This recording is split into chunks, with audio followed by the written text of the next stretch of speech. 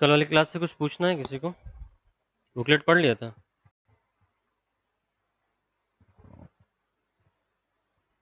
Booklet पढ़ लिया था सबने? कोई डाउट है? कल कहाँ पे एंड हुए थे हम लोग?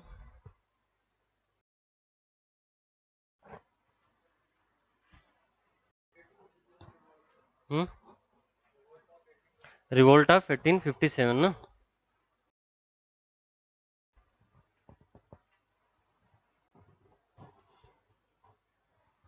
कल कहाँ पे एंड हुए थे हम लोग?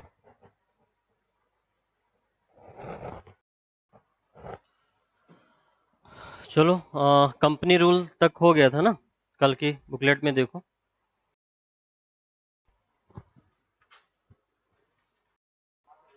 हो गया था ना? अब हम लोग को क्या करना है आगे? मैंने बताया था टाइमलाइन जो। हाँ, क्राउन रूल ना।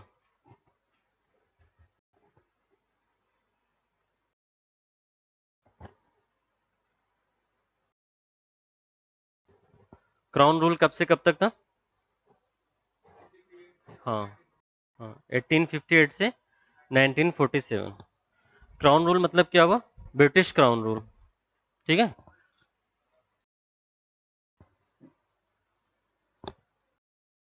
क्लियर? मतलब क्या हुआ, 1857 का रिवोल्ट जब हुआ तो उसके बाद ब्रिटिश गवर्नमेंट को यह रियलाइज हुआ कि एडमिनिस्ट्रेशन में प्रॉब्लम होना भी एक बड़ा रीजन था। ठीक है।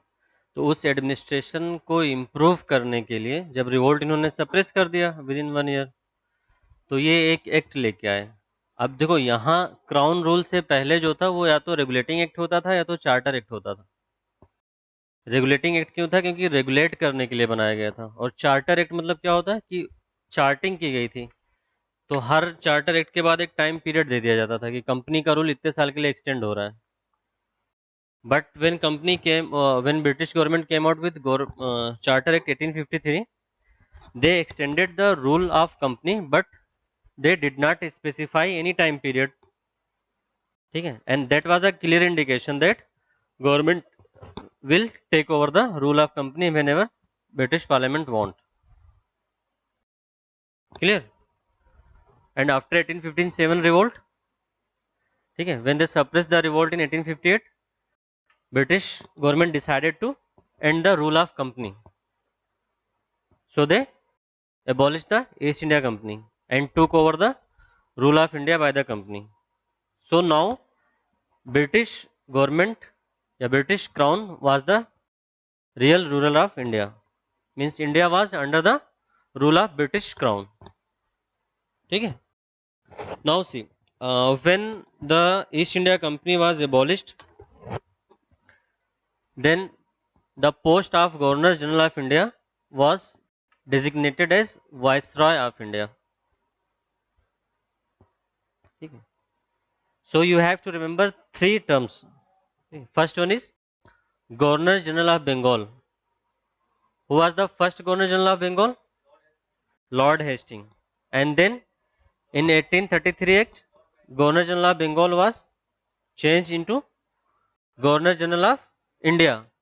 And who was the first Governor General of India? Lord William Bentinck. Clear?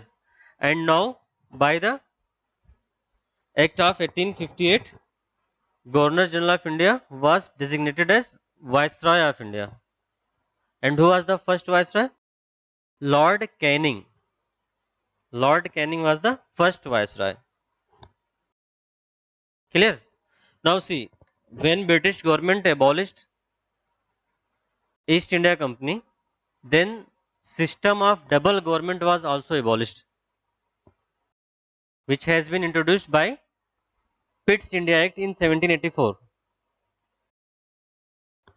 Clear? What was the system of double government? Court of Director and Board of Control. Court of Directors was responsible for the commercial functions and Board of Control was responsible for the political functions. So this was introduced in Pitt's India Act in 1784. But when East India Company was abolished, by 1858 Act, this system of double government was also abolished. Now see, when this system of double government was abolished, a new body was created, a new post was created called as Secretary of the State for India. Okay. And Secretary of the State for India was a member of British cabinet. That's why he was ultimately responsible to the British Parliament. Clear? Because he was a member of British cabinet, no? So he was ultimately responsible to the British Parliament. And now see, Secretary of State cannot perform all the functions related to administration of India or to rule the India. That's why a body of 15 member was created to give advice to the Secretary of State regarding the rule over India. Clear? So these were the features of 1858 Act. And if you will observe these features, you will get to know that these features were introduced to improve the administrative system of British in India. That's why this act is called as Good Government Act. Yeah, Act for the Good Government in India. Clear? Now note down.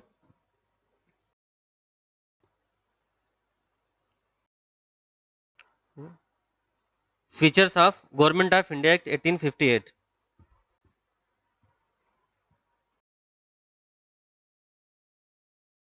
First feature is this act abolished the East India Company. This act abolished the East India Company.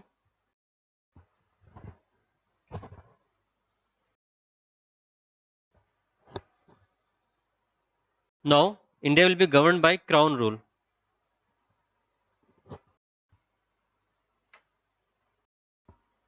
Now India will be governed by Crown rule.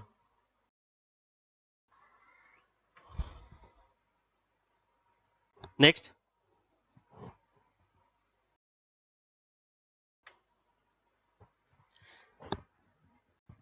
designation of Governor General of India was changed to Viceroy of India. Designation of Governor General of India was changed to Viceroy of India. And Lord Canning was the first Viceroy of India. Lord Canning was the first Viceroy of India.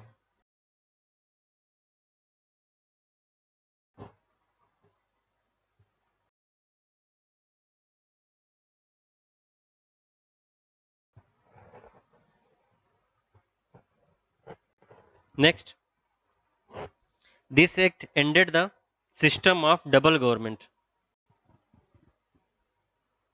This act ended the system of double government, which was introduced by Pitt's India Act.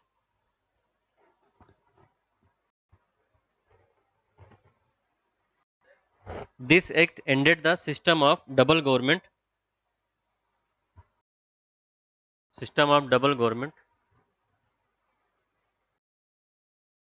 which was created by Pitt's India Act of 1784. Means it abolished Court of Director and Board of Control. It abolished Court of Director and Board of Control. Next, instead it created a new office called Secretary of State for India. Instead, it created a new office called Secretary of State for India.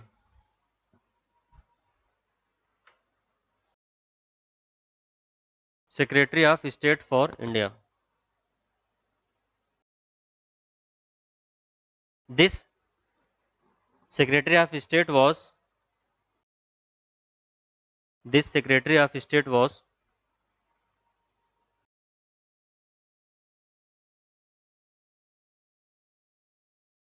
a member of British cabinet, a member of British cabinet, and was ultimately responsible to British Parliament, and was ultimately responsible to British Parliament.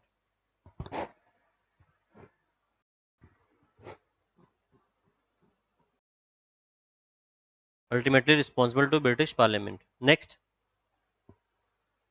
the Act also created a 15-member. The Act also created a 15-member Council of India, a 15-member Council of India,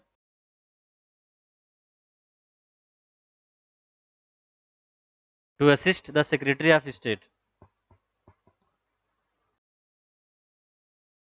as an advisory body.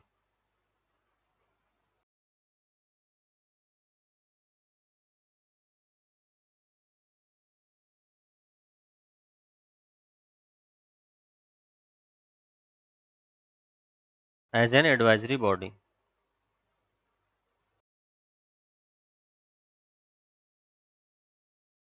ठीक है. Now see, देखो, after 1857 revolt,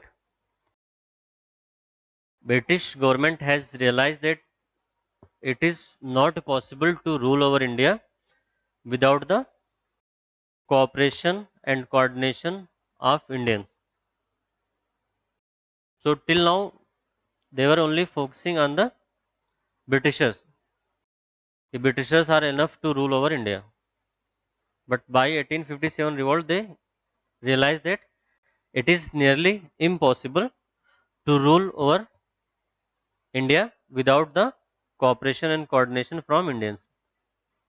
So from now they created act and tried to accommodate Indian for the administration of India. ठीक है. So whether it is 1861 Act, 1892 Act, all other further acts, what they tried? They tried to accommodate Indians for the administration of India. Earlier they were relied only on the British officers, no? But from now they realized that it is nearly impossible to rule over India without the cooperation and without the coordination from Indians. So from now they will also focus on decentralization. In the company rule, means from 1773 to 1858, there was centralization, no? Power was centralized. Earlier it was Governor General of Bengal, to whom Governor of Madras and Governor of Bombay was subordinate. But from now, and then in 1833 Act, they made Governor General of Bengal as Governor General of India. Okay. So they tried to centralize the administration. But from now, from 1858, they will try to decentralize. And especially they focus in Act of 1861 decentralization. Clear? So you can write down in next para. After 1857 revolt, British government, after 1857 revolt, British government realized that cooperation of Indians in administration is necessary. Cooperation of Indians in administration is necessary.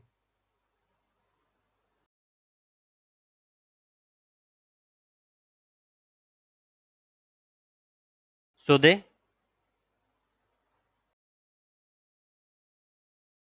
enacted Indian Council Act of 1861. Indian Council Act of 1861. Now come to the features of the act. In features of Indian Council Act of 1861.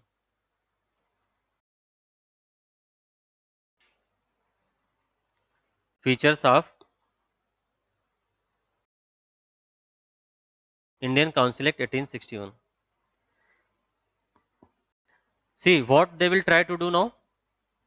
They will try to give representation to the Indians now. So the first feature is this act made beginning of, write down the first feature. This act made a beginning of representative institutions.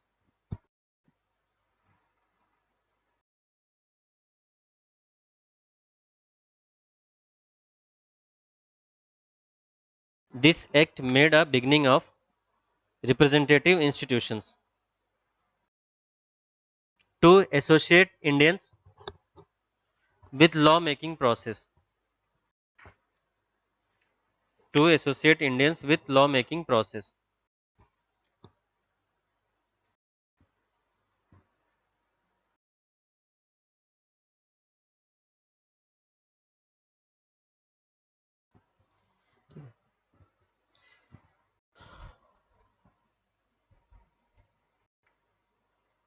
Okay. We have seen in listen first, don't write. We have seen in 1853 Act that an Central Legislative Council was created, no? So Viceroy of India. Now we will study about the Viceroy, not Governor General. So Viceroy of India at that time was Canning. Canning was the Viceroy. So he decided to include some Indians as non-official members. In exam they will give you as official members. So be careful while solving the questions. Viceroy was Viceroy had included some Indians as non-official members in his legislative council. And if they will ask the exact number, then 3 Indians were nominated as non-official members, not official members. So write down. The act provided that Viceroy of India should nominate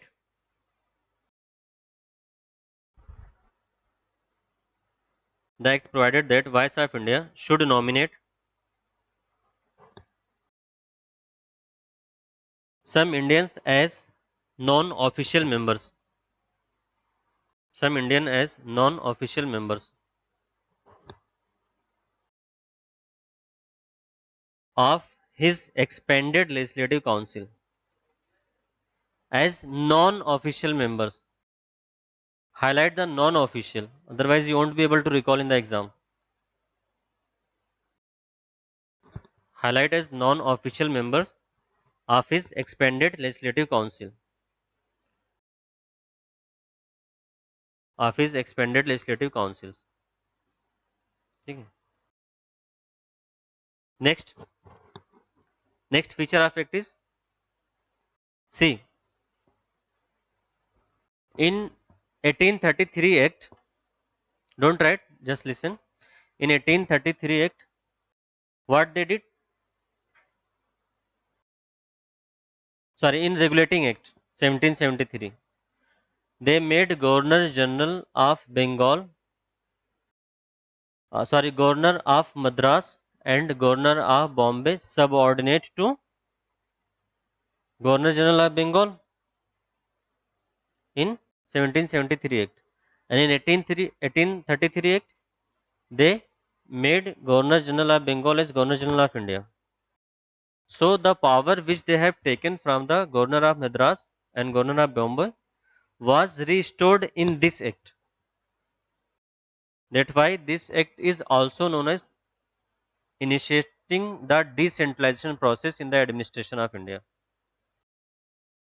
Why decentralization? Because earlier those power which had been taken by Regulating 1773 has now been restored. Clear? So write down. Legislative powers were restored to Bombay and Madras presidencies. Legislative powers were restored to Bombay and Madras presidencies.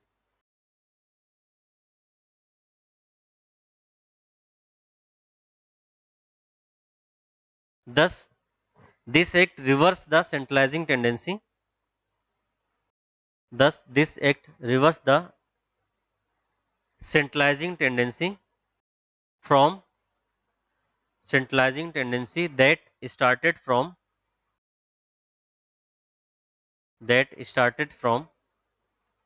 the Regulating Act of 1773.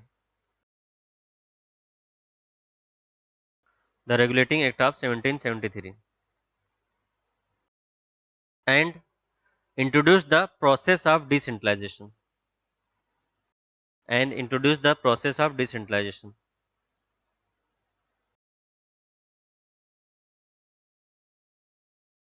Next, it also provided for the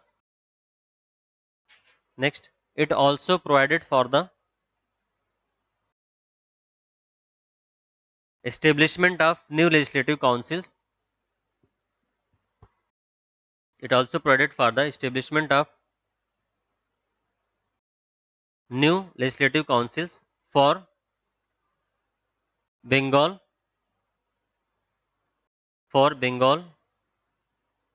Northwestern Frontier Province, Northwestern Frontier Province, and Punjab.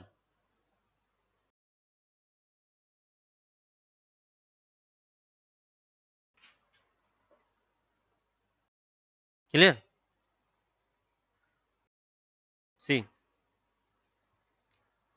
one of the important feature of this act was portfolio system.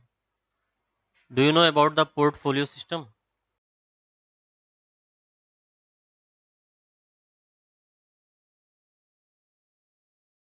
Any idea about portfolio system? See, you have seen about the Council of Ministers in UP or in central government.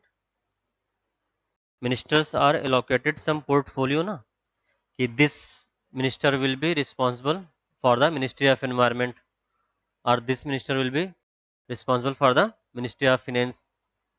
So this is the portfolio system in which you allocate some portfolio to the ministers to completely control that department or that ministry. Clear? Whether it is central government or whether it is state government. So this portfolio system was introduced for the first time in 1861 Act. Are you clear about portfolio system now? It means allocation of few ministries or department to a particular minister to control that ministry or department. That is portfolio system. Clear? Now write down. This act transformed the Viceroy's Executive Council into a cabinet. This act transformed the Viceroy's Executive Council into a cabinet. Viceroy's Executive Council into a cabinet run on the portfolio system.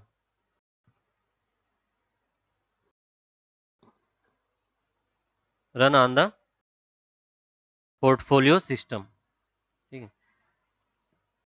Clear? And initially 6 members were appointed. So sometimes they also ask about the number. So 6 members have taken the charge of separate departments. Clear? Now come to the next point in this act, which is also very important. That is ordinance.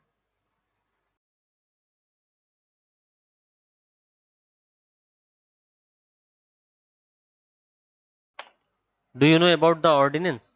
What is ordinance? No idea about ordinance. See, what is the main function of parliament in India?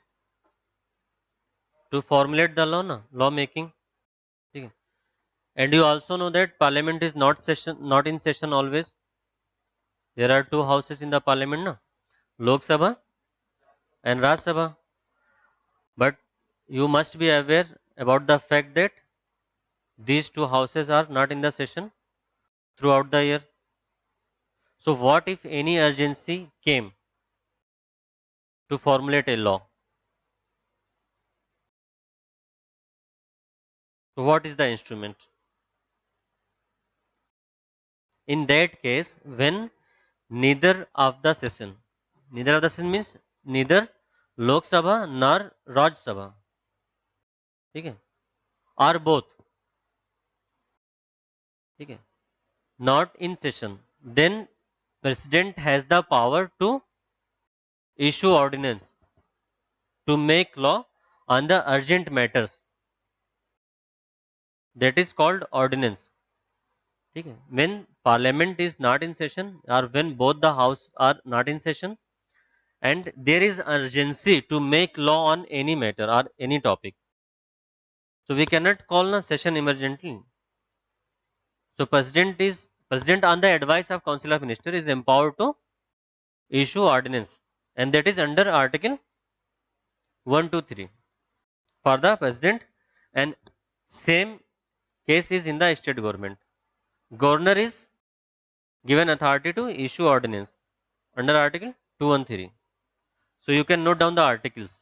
Okay, gradually you have to remember all the articles. No, in last class I have told about the amendment.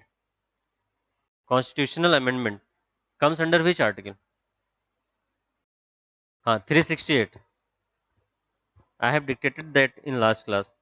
The constitutional amendment come under article 368.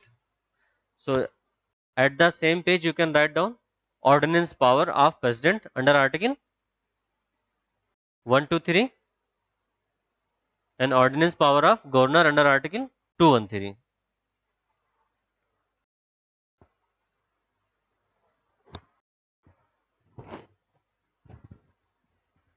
Clear?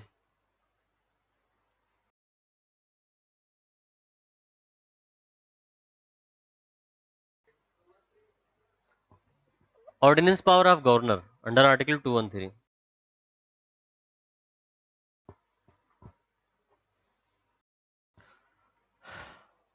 Clear about ordinance? So this system was first initiated in 1861 Act. To write down the next feature. Next feature is the Act empowered the Viceroy of India. The Act empowered the Viceroy to make ordinance during an emergency.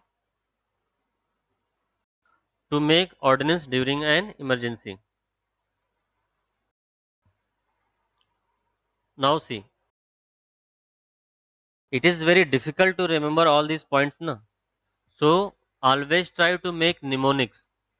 Here you can write down depot and you will be able to recall what are the features of 1861 Act. Clear? What is the meaning of depot? Write down the mnemonics.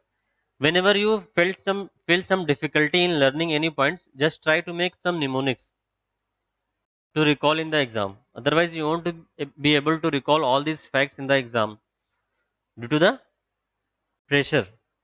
Okay? So, if you will be able to recall the depot, then you will be able to recall about the 1861 Act. Clear? D stands for decentralization. No? See, one point is decentralization, isn't it? Clear? And I stand for Indians. Indians was nominated as non-official member, na? Clear? And P for huh? C portfolio. Portfolio system was also introduced, na? And O for ordinance. So see how easily you can recall by mnemonics.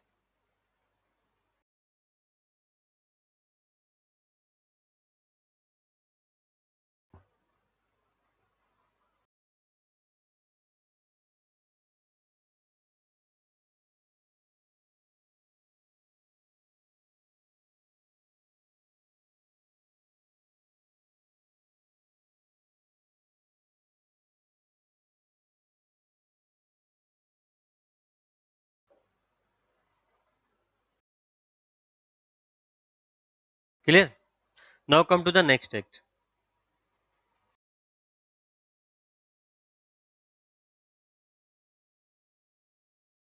Indian Council Act of 1892.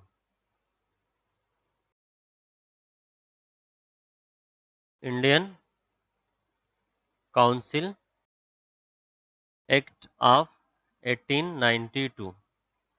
See, this act is also very important.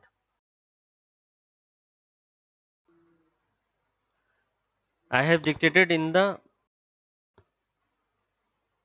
class initially that after 1858, Britishers realized that it is nearly impossible to rule over India without the cooperation of Indians.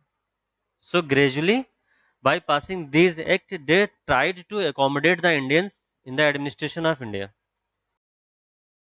Clear? So under this act, in 1861, they allowed Viceroy to nominate three Indians as non-official or official, as non-official members, na, in the Viceroy's Executive Council. In this act, they increase that number. The first point is they increase the members of Indians. Don't try it, I will dictate later. Just try to listen. Clear? And members of legislative councils were given some powers to discuss the budget. This is very important. They will ask in the prelims in which act they were given the power to discuss the budget. So it is in the 1890 Act, 1892 Act. Clear? So write down these 2 points.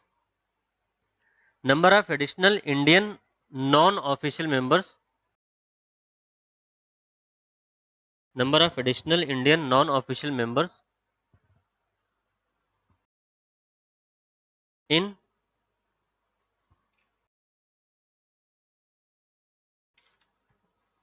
in central and provincial legislative councils. Central and provincial legislative councils were increased.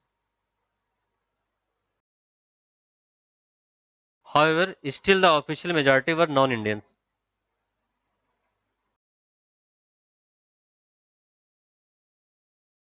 However, still the official majority were non-Indian.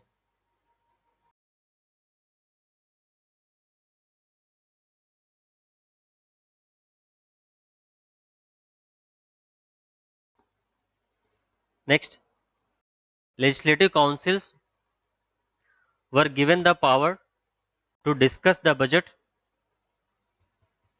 Legislative councils were given the power to discuss the budget.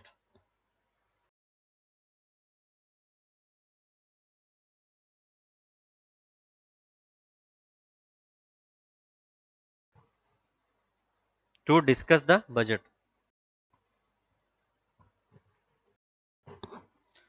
Now see, they wanted to accommodate Indians as much as they can.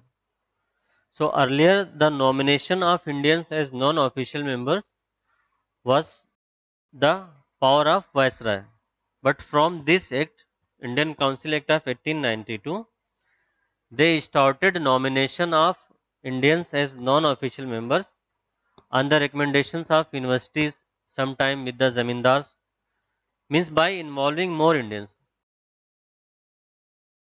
So these institutions, zamindars, universities, they recommended few name of Indians and Viceroy nominate from those list as the non-official members in council.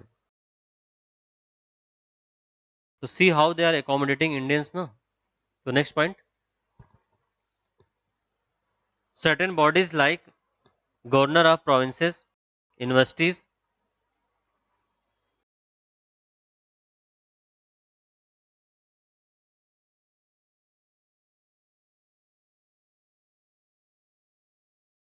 certain bodies like governor of provinces, universities, zamindars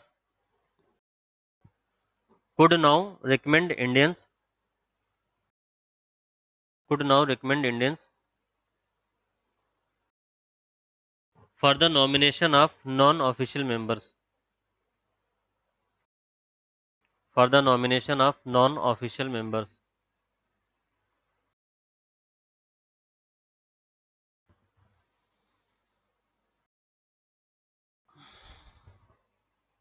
Clear?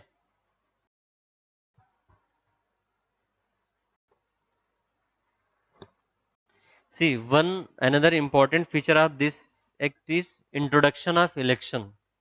Okay. However, the term election was not used in this act. Remember that. Term election was not used in this act, but indirect election was introduced by this act. You might get confused in the real exam.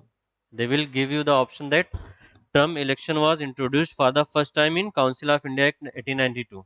Is it true? False. Why? Because the term election was not used. There was only a provision for indirect election. So write down. The act made indirect provision for the act made indirect provision for the use of election in filling up non-official seats. Indirect provision for the use of election. Indirect provision for the use of election in filling non-official seats. However, the term election was not used in the act.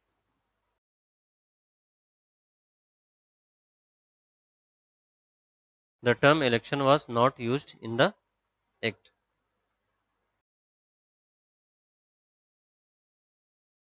Now come to the next act, that is Indian Council Act 1909.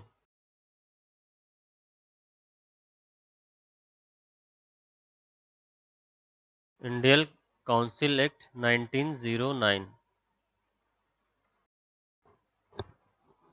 ठीक है? This act is also known as Morley-Minto reform. This act is also known as Morley-Minto reform. So write down Indian Council Act 1909, and this act is also known as Morley-Minto reform. Why Morley-Minto reform? Write down, because Morley was Secretary of State. Morley was Secretary of State and Minto was Viceroy of India. Morley was Secretary of State and Minto was Viceroy of India at that time. Clear?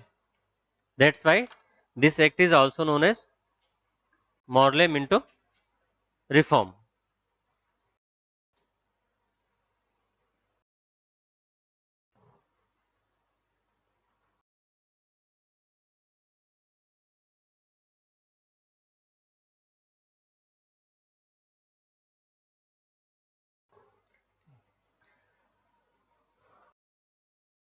Write down the first feature of this act.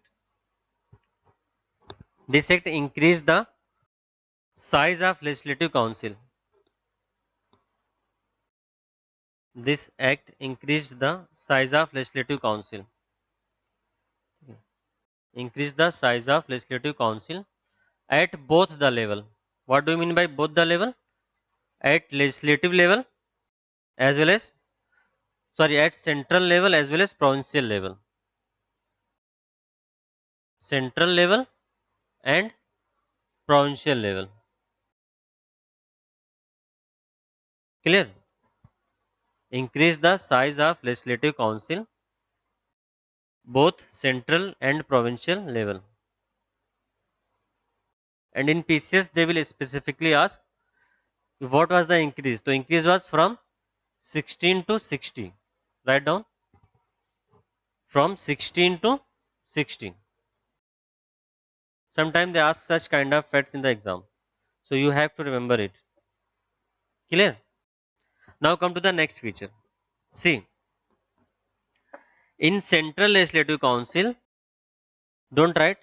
In Central Legislative Council, they retain the official majority, but in Provincial Legislative Council, they allowed non-official majority. So it is very confusing. You have to read it again and again to remember.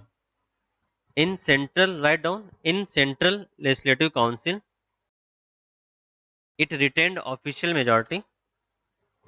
In Central Legislative Council, it retained official majority, but in Provincial Legislative Council,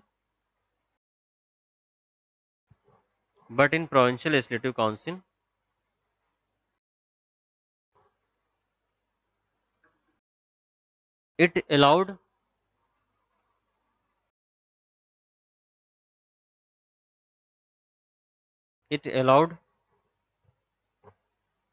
to have Indian non-official majority. To have Indian non-official majority.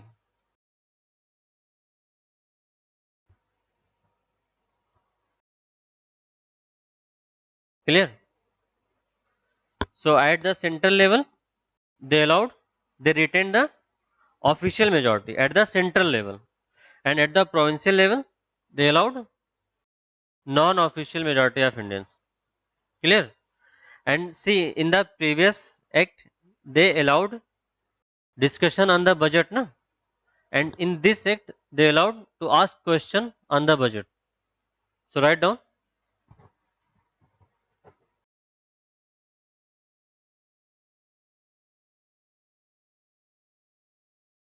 Members were allowed to ask supplementary questions and move resolution on the budget. Members were allowed to ask supplementary questions and move resolution on the budget.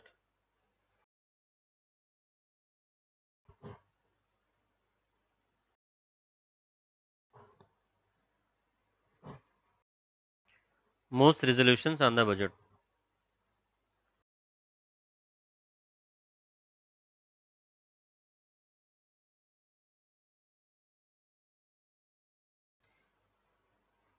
See, I have told you that since 1858, they tried to accommodate as much Indian as they can in the administration of India.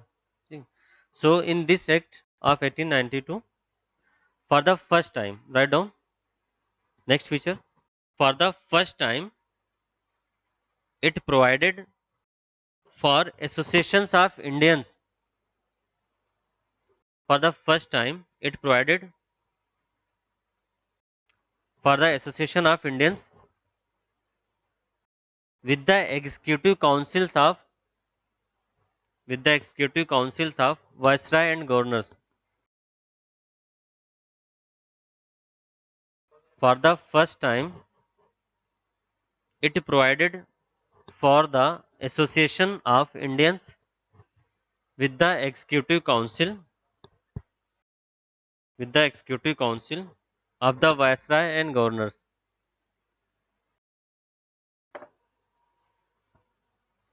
Clear?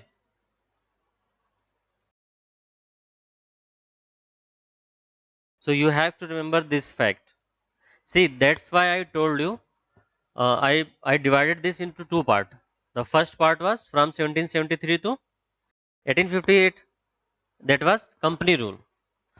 So in that phase, British government tried for the centralization, but from 1858 they tried to move for the decentralization, and by the revolt of 1857, after the revolt of 1857, they have realized that Indians are so much required to run the administration of India smoothly. So you will see that by passing these acts, they are trying to accommodate as much Indians as they can in the administration of India. That's why they have associated for the first time Indians to the Executive Council of Viceroy as well as the governors. And one of the most important feature of this act is separate electorate. Do you know about the separate electorate? What is the meaning of separate electorate? Any idea? See,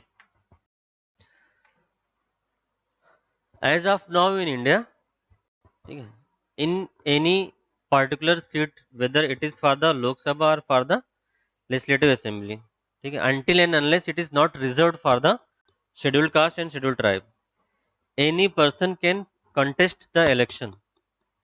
Is that clear? And everyone will be allowed to vote in that election, irrespective of his religion, his caste, his language. It doesn't discriminate, na?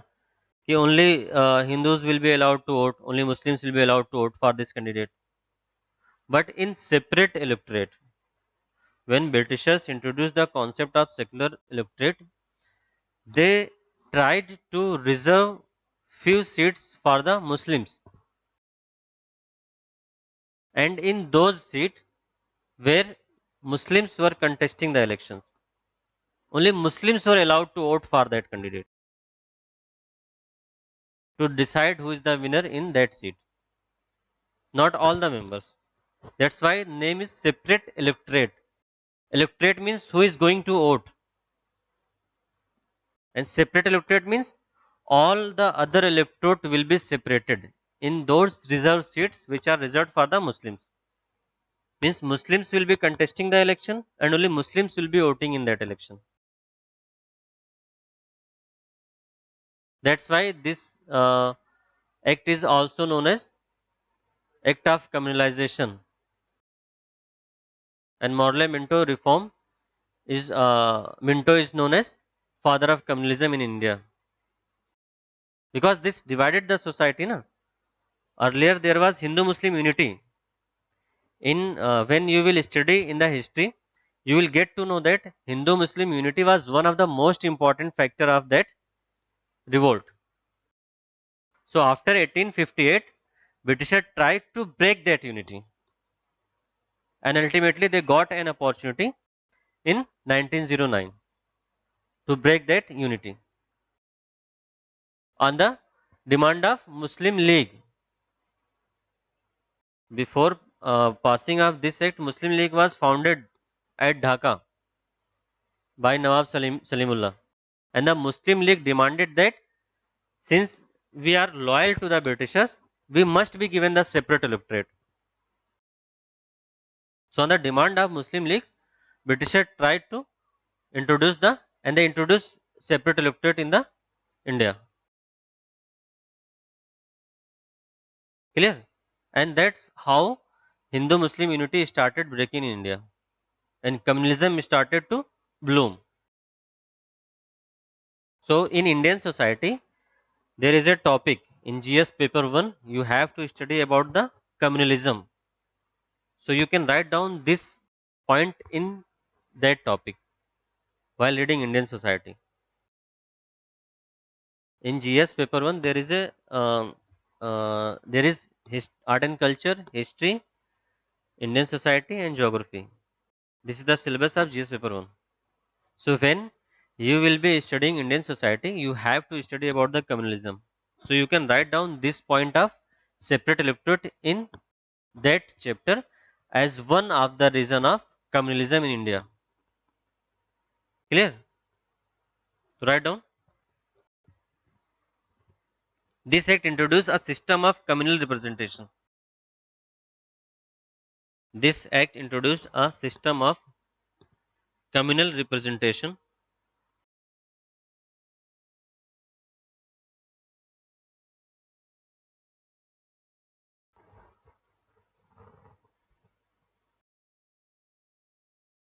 communal representation for Muslims, that is concept of separate electorate, that is concept of separate electorate, and that's why Lord Minto is known as father of communal electorate.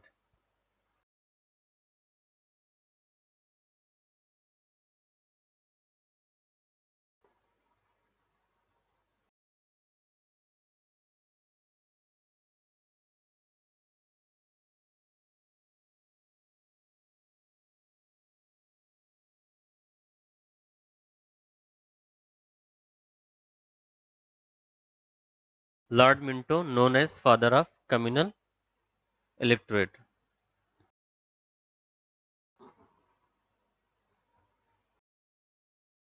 Clear? See how clearly Britishers divided us. They have seen in the revolt of 1857 the Hindu-Muslim unity, and they realized that i- is it is not possible to rule over India for the long time with this Hindu-Muslim unity. So they started dividing the Hindus and Muslims. That's what our politicians are doing right now. In the name of winning election, they are trying to divide the communities. Every political party, not a single party. Some parties are trying to appease the minorities, and in a position of that appeasement, some parties are trying to get the vote of majorities. That's why being educated is very important. Otherwise, you won't be able to understand the main reason behind such kind of activities by the politicians. Clear?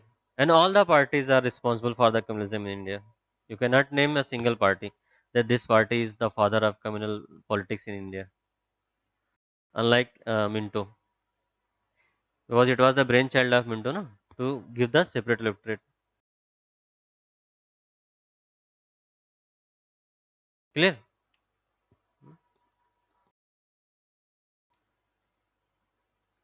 Now come to the Government of India Act 1919. Government of India Act 1919.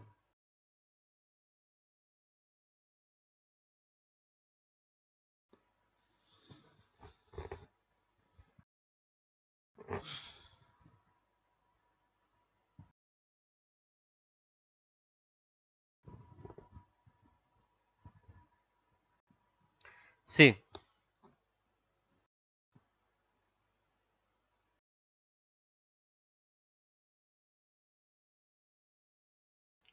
try to remember this name. Montague. Edwin Samuel Montague was his full name.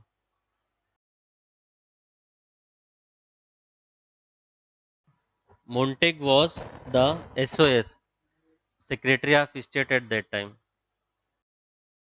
And in 1917, don't write, in 1917, British government came out with a declaration in the month of August.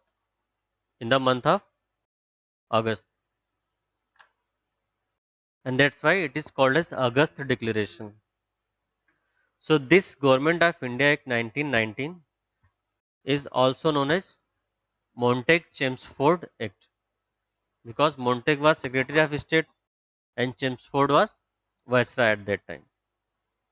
And in that declaration, which declaration? August Declaration. Why we are calling it August Declaration? Because this declaration was made by the British government in August. And remember, I told you na that from 1858 they wanted to associate as much Indian as they can. So now by this act, Government of India 1919, they tried to introduce the system of responsible government in India. Okay? Means the government which is responsible to the people through Viceroy and through British Parliament. So write down Government of India 1919. In this write down Montague, the SOS Secretary of State, made a declaration called August Declaration of 1917. August Declaration of 1917, and declared that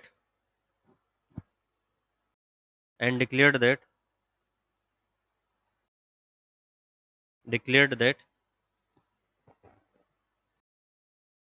objective of British government is objective of British government was to gradual introduction of responsible government in India. Objective of British government was gradual introduction of responsible government in India.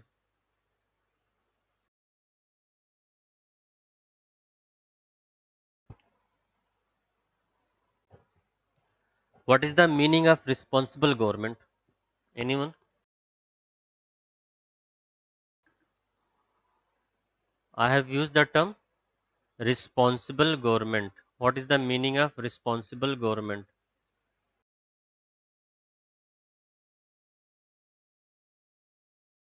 What is the meaning of responsibility? What is the meaning of being responsible?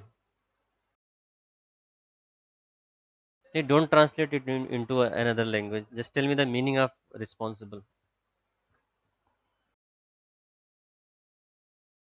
If it is said that you are responsible to your country, yeah, you are responsible to your organization. That means whatever function or whatever activity you will be responsible for that function to your organization. For example, take the RTI Act. RTI Act. In this act, there is a provision that within 30 days, within 30 days, you have to give information if asked by any people in India. So, if you are a responsible officer, you will try to give the information within 30 days without any kind of delay. That is the responsibility, no? Suppose I give you a task of answer writing and I'll ask you to write answer within 2 days. If you'll write the answer within 2 days, means that you are a responsible student. You understand what is your responsibility. But if you keep on procrastinating, keep on delaying, that अरे छोड़ो यार अभी, we will write it later. कौन सा अभी exam हो रहा है? Some people have, most of the aspirants have this kind of mindset. No? They want to be an IS officer, PCS officer, but they don't want to practice answer writing, and they don't want to read books. Book reading is also important, no? Book reading, yeah, whatever booklet we are giving you in the coaching, yeah, whatever notes you are making in the class. If you are not revising, then it is useless, completely useless. Because in the exam you won't be able to recall, no? Ultimately, you will forget within 1 week or mostly 2 weeks. Whatever I am currently teaching you in the class, if you won't revise it for max 15 days, you won't be able to recall even 10%. Is it a fact? No? You know that if without revision you won't be able to assimilate the knowledge, not the accumulation of knowledge. If you want to assimilate anything, you have to revise it multiple times. Clear? So, what do you mean by the responsible government? Responsible government means the government which is answerable to elected representative. You can write down in the side in the bracket or in a box that responsible government means rulers must be answerable to elected representative. Rulers must be answerable to elected representative.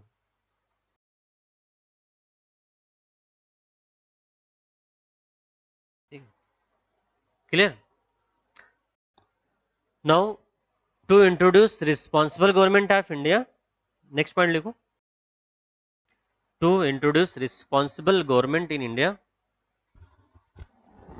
responsible government in India, Government of India Act 1919 was enacted. Government of India Act 1919 was enacted, which came into force in 1921. Which came into force in 1921.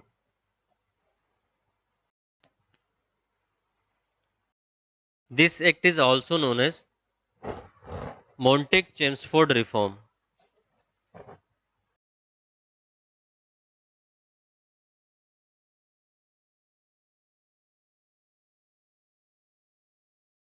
This act is also known as Montague-Chelmsford reform.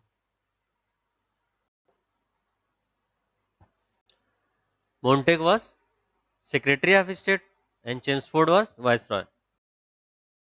Montague was Secretary of State and Chelmsford was Viceroy at that time.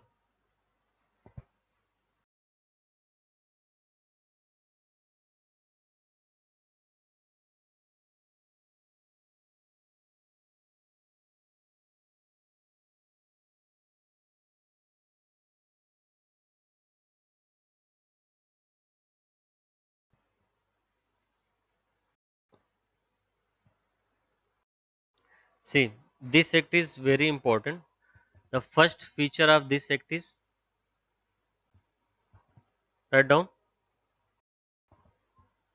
first feature is demarcation of separate central and provincial subject. Separate central and provincial subjects.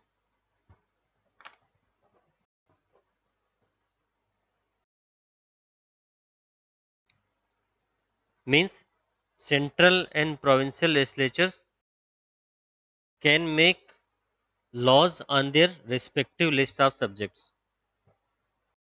Write down, central and provincial legislature can make laws on their respective lists of subjects. You can understand it by this. See, in Indian Constitution there are some union list,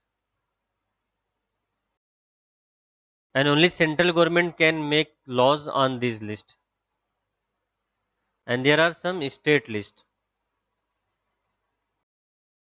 union list में कौन law बना सकता है? Only central government. Clear?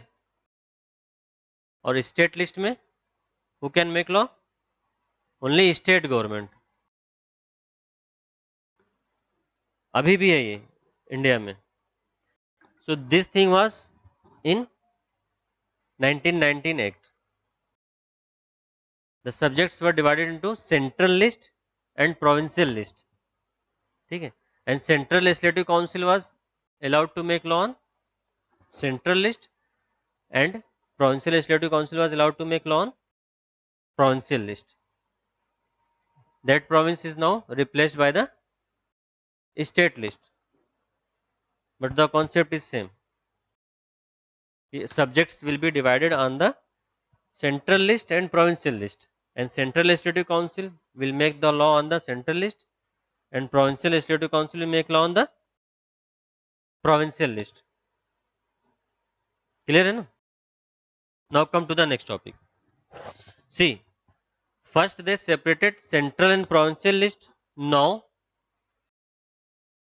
they divided provincial list further into two parts. See, first what they did, they divided the subjects into central and provincial list, na? Clear? First was this. They divided subject into, you can draw this diagram also, and provincial were further divided into, provincials were further divided into transferred and reserved. You can draw this diagram to remember. Transferred and reserved. Is that clear? First they demarcate the subjects into the central list, means only central legislative council can make law on this list, and then they divided it into provincial list, and provincial list was further divided into transferred and reserved subjects.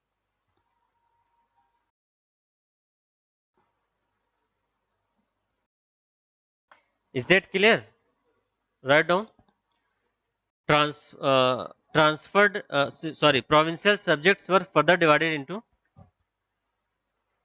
provincial subjects were further divided into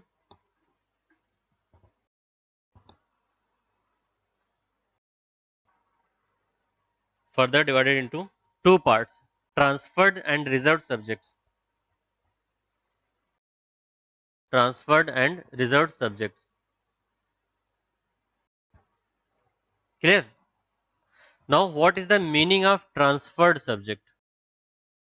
And what is the meaning of reserved subject?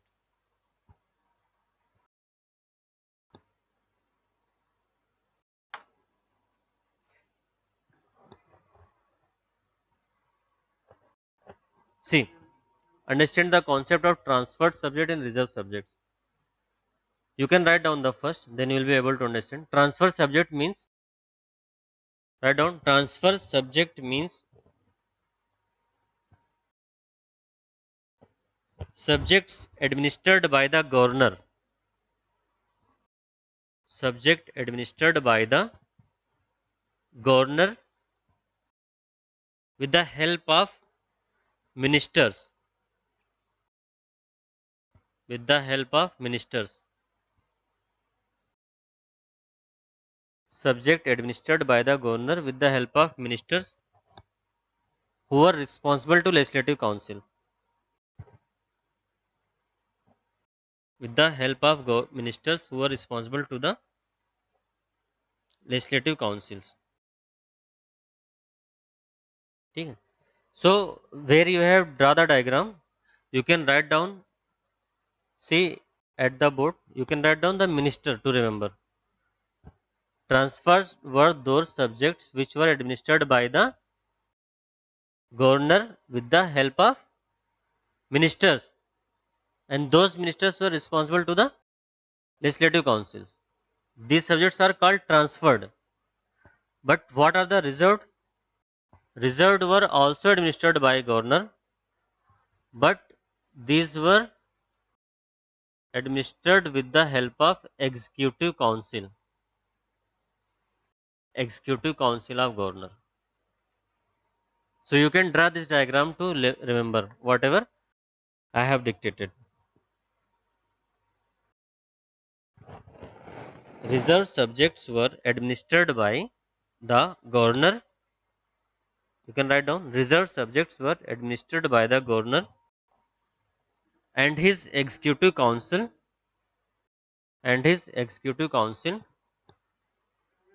without being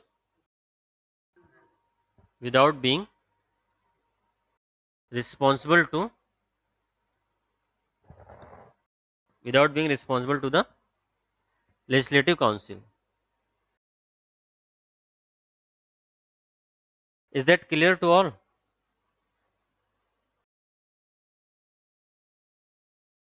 Have you drawn the diagram? Would you be able to recall that in the exam? See again, the subjects, all the subjects on which law has been enacted were divided into the two lists, central list and provincial list. Central list, law can be made only by the central legislative council. Provincial list, provincial legislative council, and further the provincial list were divided into two parts, in which transferred, which was administered by the governor with the help of ministers, and reserved, administered by the governor with the help of executive council. Is that clear? Now come to the next feature, that is also very important, and that is the introduction of diarchy or double rule. Introduction of the diarchy or double rule. Introduction of diarchy or double rule.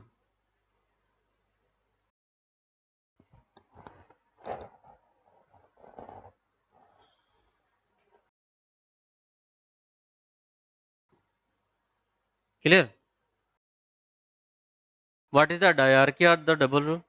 The system which we had discussed, that is called diarchy or double rule. हो रहा है ना diarchy or double rule? तो लिख लो, ठीक है. This dual scheme of governance was known as diarchy. This dual scheme of governance was known as diarchy.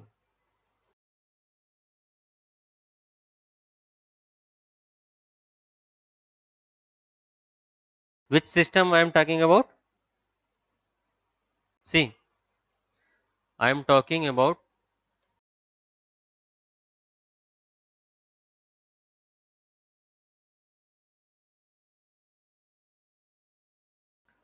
see the previous figure which you have drawn. The transferred subject and reserved subject. This is the diarchy. So diarchy was introduced at province or central level. Tell me. See and tell me. Diarchy was introduced at provincial level or central level. Provincial level, na? Would you be able to recall that in the exam? So write down that this system is known as diarchy, which was introduced at provincial level. Clear? What is diarchy? Yes, yes. In which we are talking about the transferred and reserved list, and that is in the provincial list, na? So diarchy was introduced in the province. Now come to the next important topic, bicameralism.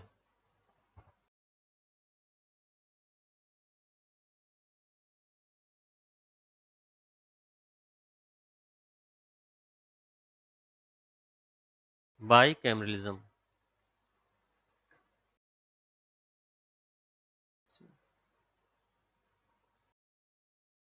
Bicameralism. Clear? What is the meaning of bicameralism? Do you have any idea? What is the meaning of bi? Bi means two, na? Hmm? Bi means two, and bicameralism means two houses. So write down. Means two houses means, see, जैसे अभी Indian parliament में what is the in Indian parliament, Lok Sabha and Rajya Sabha. Lok Sabha is the lower house and Rajya Sabha is the upper house. So this is called the bicameralism. Few states also have bicameralism in India. For example, UP. In UP there is Vidhan Sabha as well as Vidhan Parishad. Na? Vidhan Sabha is lower house and Vidhan Parishad is upper house. So this system is called as bicameralism. Clear? What is bicameralism? Means two houses. Bicameralism means two houses. That is upper house. You can write down if you want, as well as lower house.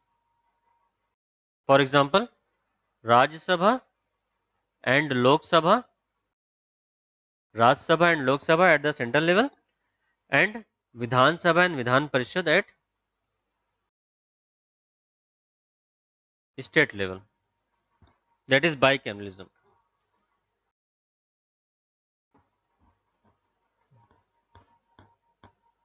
Clear? And see, indirect election was introduced in which act? Tell me. Indirect election was introduced in which act? 1909 or 1892? See your notes and tell me.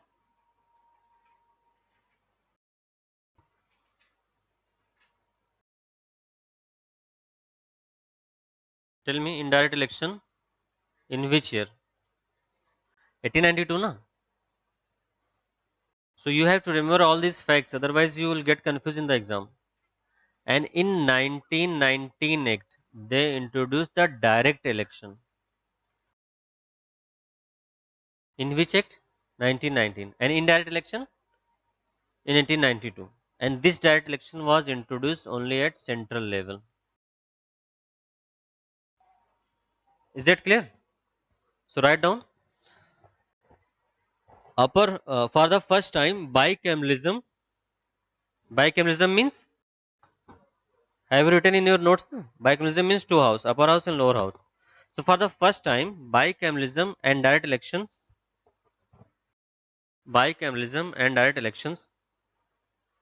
were introduced in India.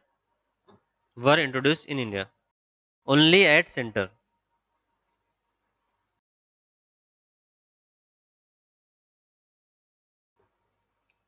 Clear?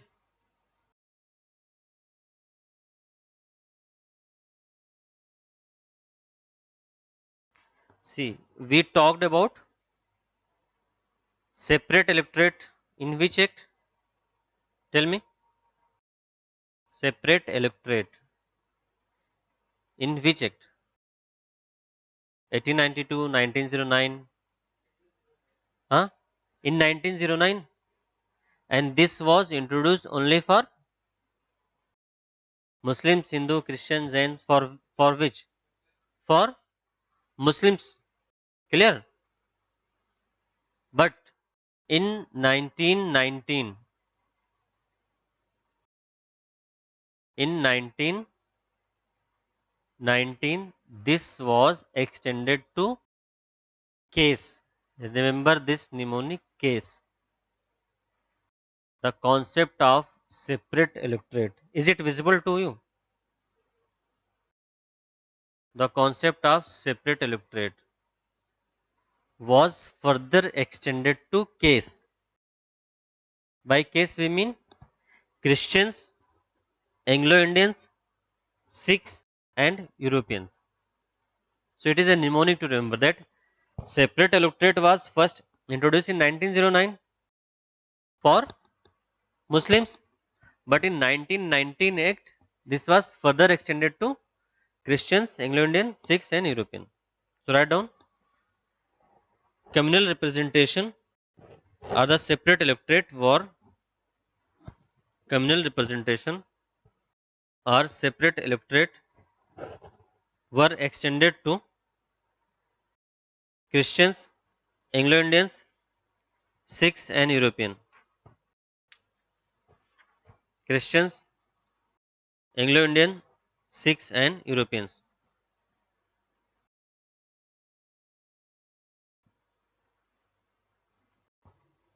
See, now come to another term, franchise.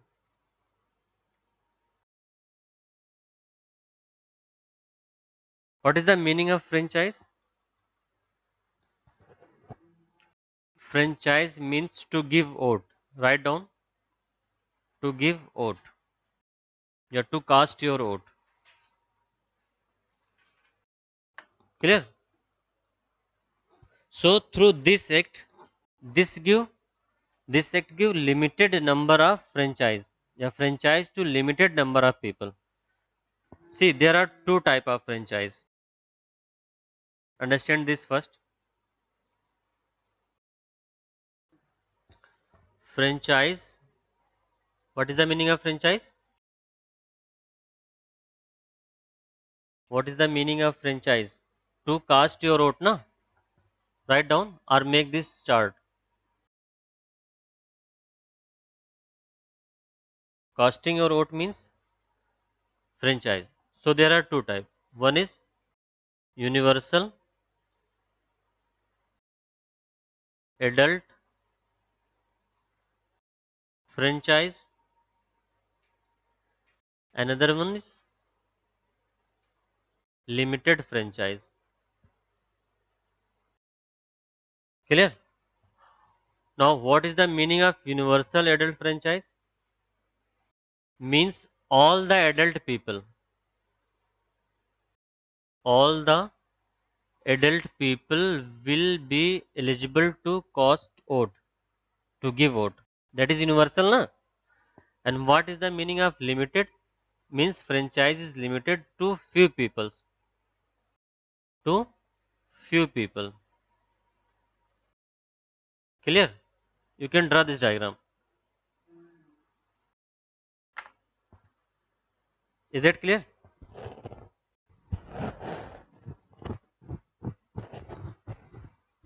Huh? So this act, which act?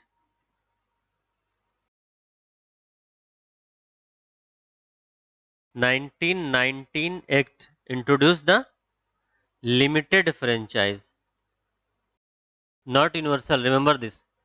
You will get confused in the exam. So write down. It granted franchise to a limited number of people. It granted franchise to a limited number of people. Clear? On the basis of property, tax or education. On the basis of property, tax or education. You got my point?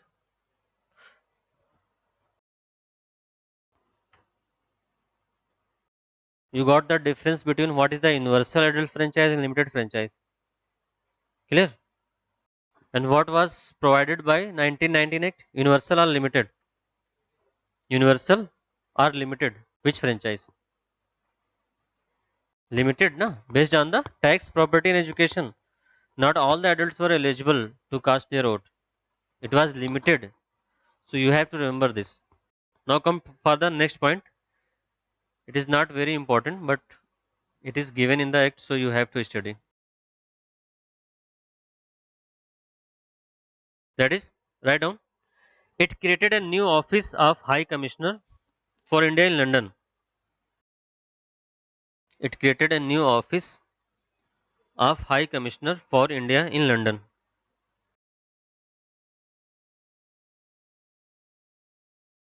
It created a new office of High Commissioner for India in London.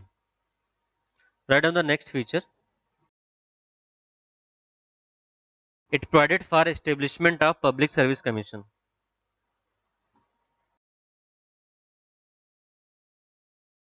It provided for the establishment of Public Service Commission.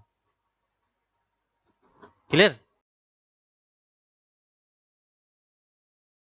For example जैसे UPSC है, union public service commission, तो ये central public service commission के बारे में इन्होंने पहले ही बोल दिया था in 1919 act that there should be a central public service commission and that central public service commission was established in 1926. Sometime they ask in the PCS in which year Central Public Service Commission was established. So it was established in 1926. But when it will ask about Federal Public Service Commission, then it is Government of India Act 1935.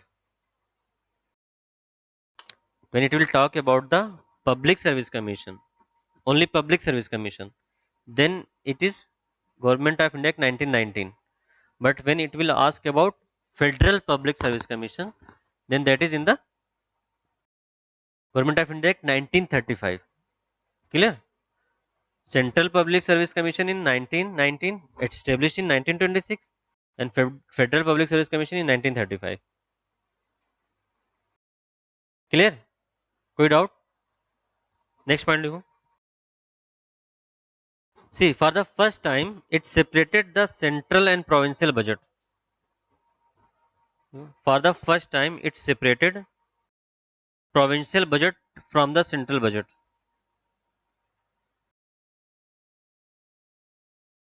For the first time, it separated provincial budget from the central budget.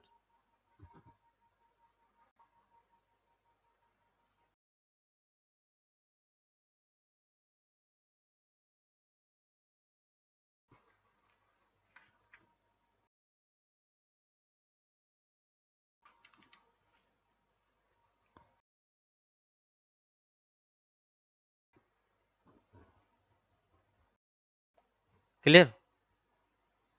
Any doubt from yesterday's class? No doubt. Tomorrow we will be studying about the Simon Commission,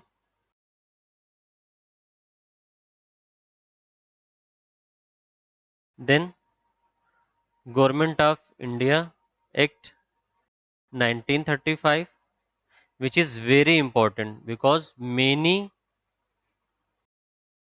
features of our constitution has been drawn from this Government of India Act 1935, and it is most important. So we will discuss it in detail tomorrow, and after that we will also studying Indian Independence Act